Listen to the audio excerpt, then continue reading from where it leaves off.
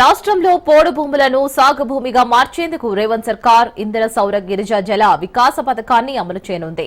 ఈ నెల 18న నాగర్ కర్నూలు జిల్లా ఆమ్రాబాద్ మండలంలో మాచారంలో సీఎం రేవంత్ ఈ పథకాన్ని ప్రారంభిస్తారు. రానున్న 5 ఏళ్లలో సోలార్ పంపు సెట్ల ద్వారా నీటి వసతి కల్పించాలని లక్ష్యంగా పెట్టుకున్నారు. ఒక్కో యూనిట్కు 6 లక్షల చొప్పున ఎస్టీ ప్రత్యేక అభివృద్ధి నిధి నుంచి 12,600 కోట్లు ఖర్చు చేయనుంది. తొలి ఏడాది 600 కోట్ల వ్యయం చేయనుంది.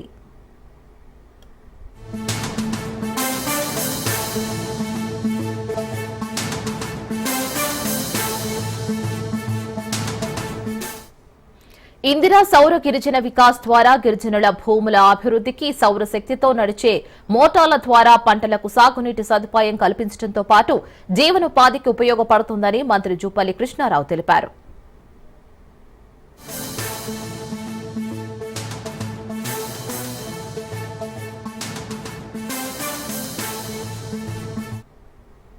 దేశంలో ఎక్కడా లేని విధంగా గిరిజనులకు ఆర్ఓఎఫ్ఆర్ చట్టం కింద కేటాయించిన భూములను సాగులోకి తీసుకువచ్చేందుకు ఈ కార్యక్రమం చేపట్టినట్లు ఎమ్మెల్యే వంశీకృష్ణ తెలిపారు. ఆర్థికంగా బలోపేతం చేసేందుకు 2.10 లక్షల మంది గిరిజన రైతులకు చెందిన 6 లక్షల ఎకరాలకు విద్యుత్ సాగునీటి సౌకర్యం ఏర్పాట్లు చేస్తున్నట్లు తెలిపారు.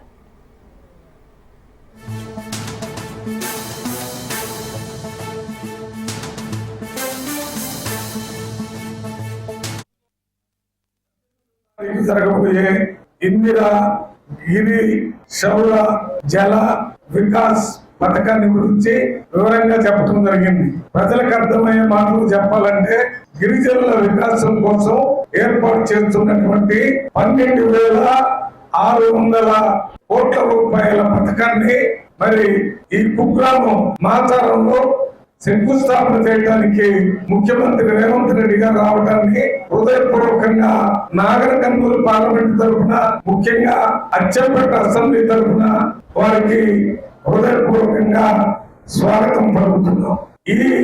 ఈ పథకం అమలైతే చెంచులు ప్రిమిటివ్ టైప్స్ ఇందిరమ్మ రాజ్యంలో కాంగ్రెస్ పాలనలో గౌరవ ముఖ్యమంత్రి రేవంత్ రెడ్డి గారి నాయకత్వాన డిప్యూటీ సీఎం బట్టి విక్రమార్క ఆధ్వర్యంలో ప్రధానంగా గిరిజనుల కోసం సౌర విద్యుత్ జల వికాసం ఒక కొత్త స్కీమ్ తీసుకొచ్చి సుమారుగా 2 లక్షల మంది గిరిజన పుత్రులకు ఏదైతే ఈ ఫారెస్ట్ ఏరియాలలో చాలా మందికి రకరకాల ఇబ్బంది పడతారో, బావులు తోడము, కరెంటులు వెళ్ళేయడము, రకరకాల సమస్యలు, ఈ సమస్యలను అధిగమించడం కోసమే ఈ గిరిపుత్రులకు గిరిజనులకు ఒక సౌర విద్యుత్తును జల వికాసం అంటే కోట్లాది రూపాయలు ఖర్చు పెట్టి దీన్ని ఇచ్చేటువంటి ఏర్పాటు చేస్తున్నారు.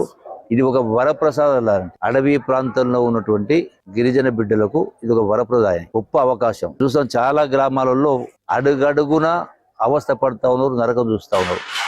బావులు తోడనివ్వకుండా, ఫారెస్ట్ ల్యాండ్ అని కరెంటు తీసుకురానియకుండా రకరకాల ఇబ్బంది పడుతూ ఉంటారు. సో వాటన్నిటికీ పరిష్కారం కింద ఈ యొక్క స్కీమ్ తీసుకోవడం జరిగింది. దీన్ని అందరికి కూడా ఉపయోగపడుతుంది, అందరూ సద్వినియోగం చేసుకోవాలా.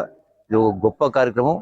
ఈ సందర్భంగా ఈ స్కీమ్ ఇచ్చినటువంటి గౌరవ ముఖ్యమంత్రి రేవంత్ రెడ్డి గారు, అట్లాగే డిప్యూటీ సీఎం బట్టి విక్రమార్క గారిని, పాలమూరు గిరిజన బిడ్డలు వీళ్ళందరికీ అందరి తరఫున